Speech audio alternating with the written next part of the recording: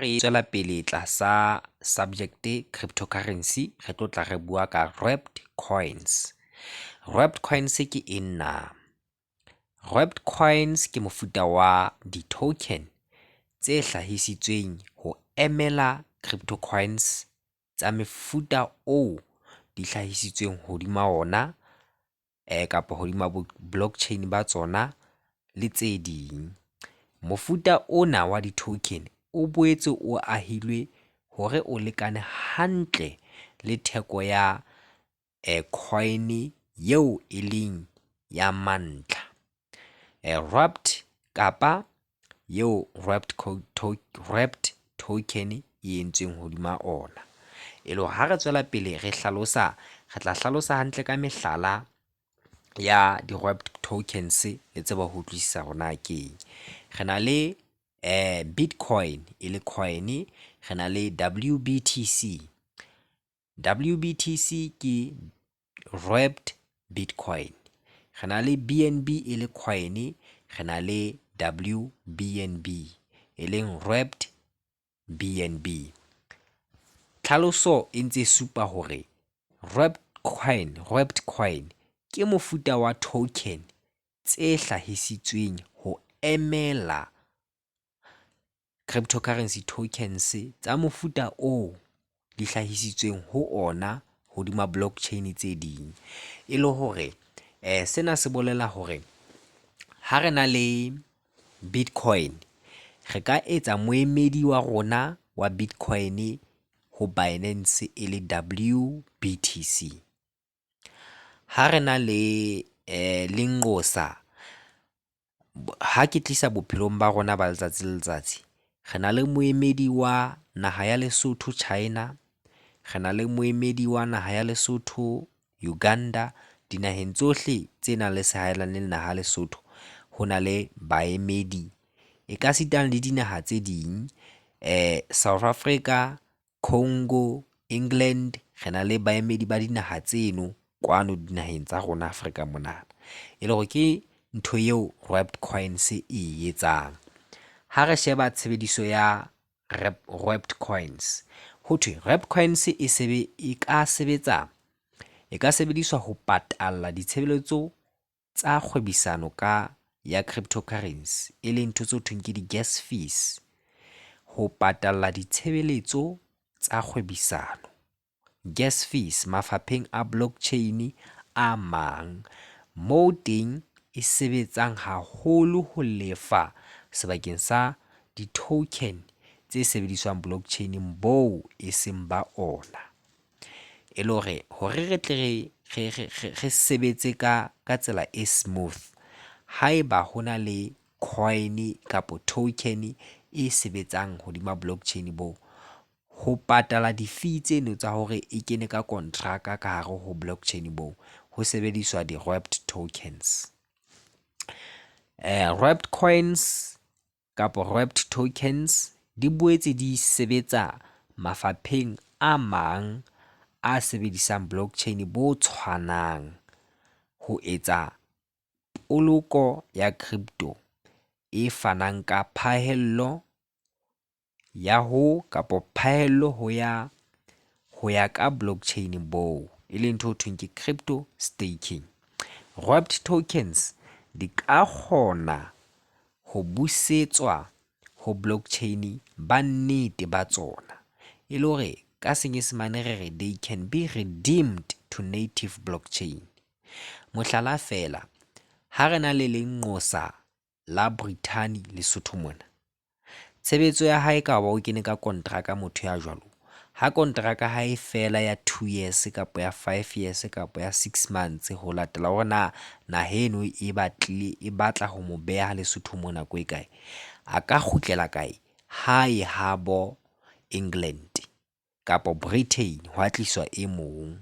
E le hore le ka mona ka ho di-wrapped coins o ka kgona hore ha o na le WBTC o ka e fetola ya ba Bitcoin, ya tloha boemong bono ba ho ba e wrapped Bitcoin. Ha re hatela pele, re na le cryptocurrency staking. Staking ke ena. Ha re bua ka staking, re bua ka ho hirisa cryptocurrency, e ka ba di-coins kapa di-tokens, ho mafapha a fapaneng ka sepheo sa ho fumana karolo ya dinoko tse itseng lekgolong, e leng percentage yield, ho latela lefapha leo o kadimanang ho lona. Mafapha ana, ka ho fapana ha ona, a fana ka dinoko tse fapaneng lekgolong tsa di-coins ka ho fapana hwa tsona. Boholo ba dinoko tsena di kena nako le nako ho ya ka lefapha leo. Mohlala fela, ka re ho exchange ya altcoin trader ho na le di-staking pools. Ka hare ho staking pools ke moo o tla bona hore Bitcoin mohlala e tla be fana ka 5%, kgwedi le kgwedi. Ethereum yona e re e fana ka 6.25%, Cardano yona e tla be fana ka 10.4%, jwalo jwalo. E le hore mona ho bua ka hore ho hirisa hona hwa di-coin ho latela hore na mono moo hirisetsang teng kontraka e re o tlo fuwa percent e kae. Ha re boetse re hlalosa ho thwe staking mafapheng a mang e etswa ka kontraka e patallwang. Ha ho na le staking mafapheng e kang bo la token, ke mane mo re reng ha o stake fela mahala, o staker, o patalla staking se jwalo hore di-coin tseno tsa hao di tsebe ho hehirwa. Ke ka tsela eo staking se sebetsang ka yona. Ebe re hatela pele re kena ho tshebetso ya staking. Ho kena ka hara staking ho hloka cryptocurrency tse sebedisang marangrang a bitswang proof of stake. E le ha cryptocurrency eno e sa sebedise marangrang ana a bitswang proof of stake, e keke ya kgona hore e ka hiriswa. Ho sebediswa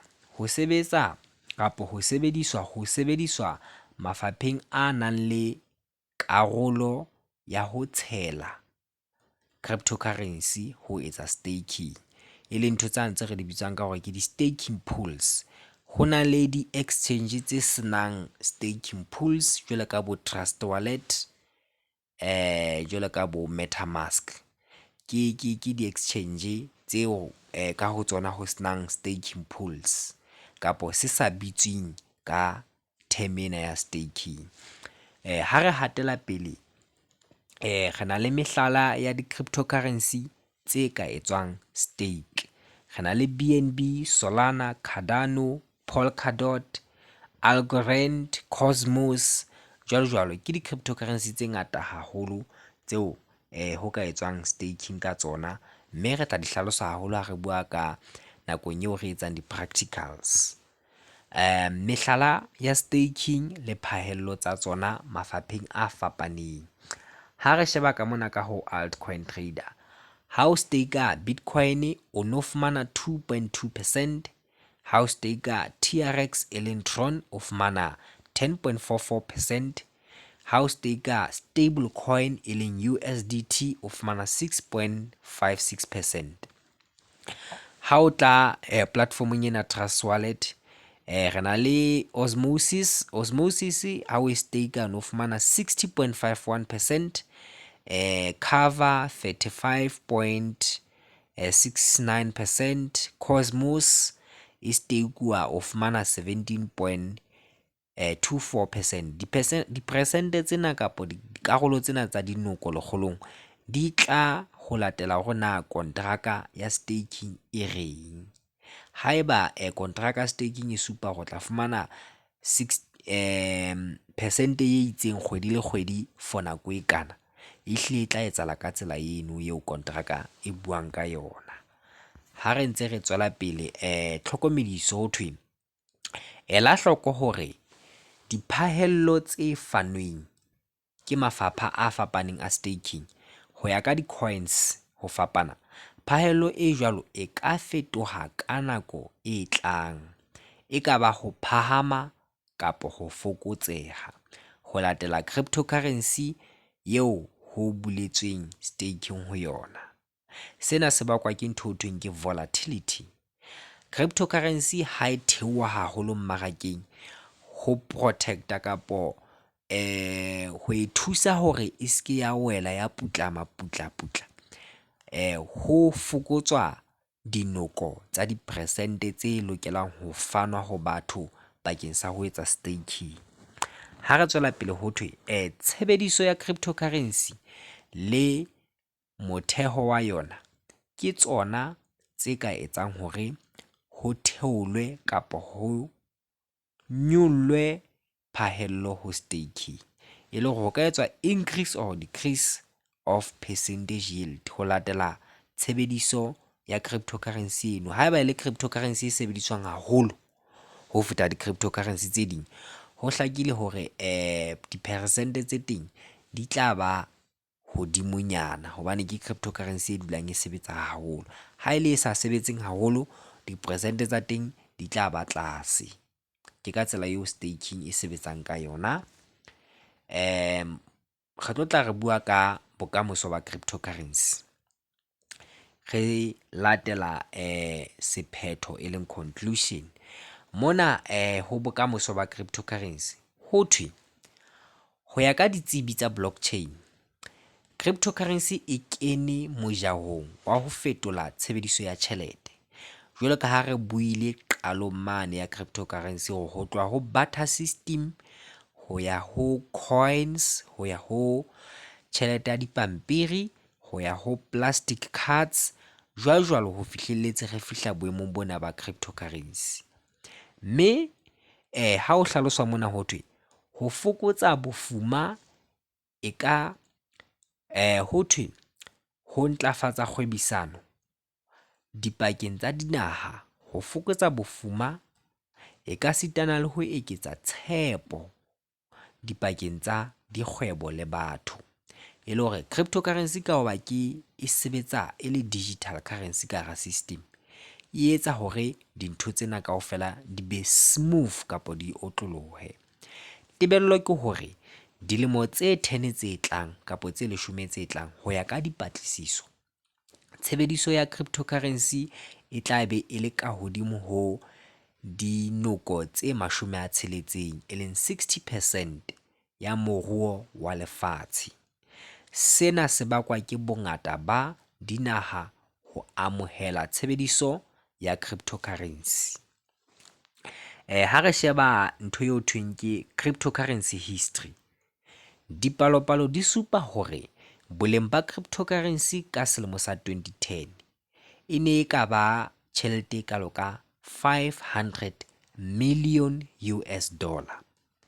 Ka 2010 boleng ba cryptocurrency tsohle tse ne di teng ha o kopanywa hore na di ka etsa tjhelete e kae, e ne le tjhelete ka bang $500 million.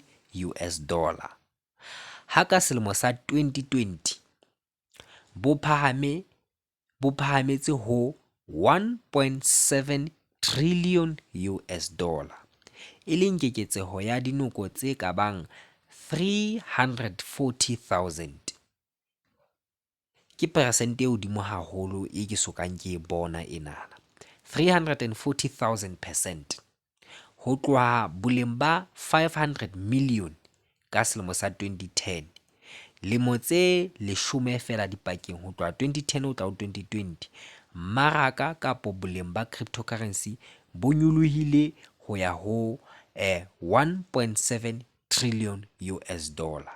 Ke dipatlisiso tseo re di entseng hore na kgolo ya cryptocurrency e lebile kae.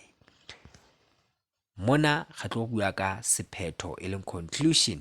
Conclusion e bua ka hore fela cryptocurrency e butse menyako ho batho bohle ho kena ka tokoloho, ho tsetela ka boiketlo, ho hweba ka bolokolohi, ho ba le matla le taolo hodima tjhelete ya bona, ho nka karolo ho fetola moruo kapo tshebediso ya tjhelete ka lefatshe lohle, e le hore ho bebofatsa kgwebo ka marangrang e ka sitana le ho ntlafatsa boleng ba tjhelete ka tshebediso ya ntho tseo thweng ke di-digital assets le tshebediso ya marangrang ka lefatshe lohle.